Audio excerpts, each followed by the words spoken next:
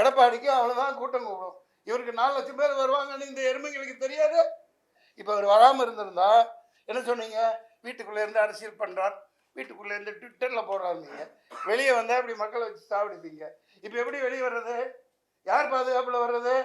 ஆனால் சொந்த மக்களை ஒருத்தர் வர்றாரு, அவரை எதிர்க்க முடியாமல் இப்படி ஒரு பாலிடிக்ஸ் பண்ணுறது நீசத்தனமான, ஈனத்தனமான, கேவலமான செயல். அதான் 4 லட்சம் பேர் கூடுறான்னு தெரியுது இல்லையா? அப்புறம் ஏன் முட்டுச்சந்துக்குள்ள அனுப்புறீங்க? பயங்கரமாக பள்ளம் தோண்டி வச்சுட்டு 500 குண்டர்களுக்கு மேலே பயங்கரமான ரவுடிகளை எத்தனை கத்தி குத்து பண்ணான்னு தெரியல. நான் சொல்லலை, இந்த மக்கள் சொல்லிட்டு இருக்காங்க, வந்துட்டு இருக்கு.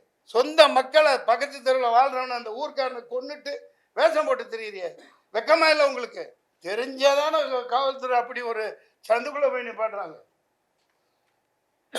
திட்டமிட்ட சதி, இதற்கான தண்டனை 6 மாசத்தில் கிடைக்கும்.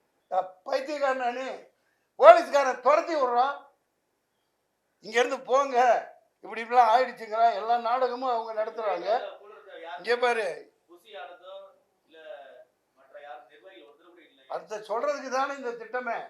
துரத்தி விட்டு போட்டு அடுத்த நிமிஷம் இவங்களால வர முடியுதுல்ல. ஆனால் அடுத்த நிமிஷம் இருந்தாலும் வந்தால் நாங்கள் நிற்க முடியுமா? நம்மளால நிற்பீங்களா? இது எவ்வளோ பெரிய பக்கா பிளானிங்கு. என்ன கேள்வி கேட்குற நீ? ஏன்னா இப்போ போய் அங்கே நின்று அவரை சேர்த்து சமாதி கட்டுறதுக்கா? ரவுடிங்க வச்சுட்டு நிற்கிறாங்க. பைத்தியகாரத்தனமாக கேள்வி கேட்குறீங்களே. யதார்த்தத்தை பேசுங்க, மக்களுக்கு உண்மையை சொல்லுங்க. ட்விச் பண்ண கருவியா நீங்கள் இங்கே வராதீங்க. நான் எனக்கு என்ன கூட நடிச்சவன். மக்கள் பார்த்துக்குவாங்க, மக்கள் பார்த்துக்குவாங்க.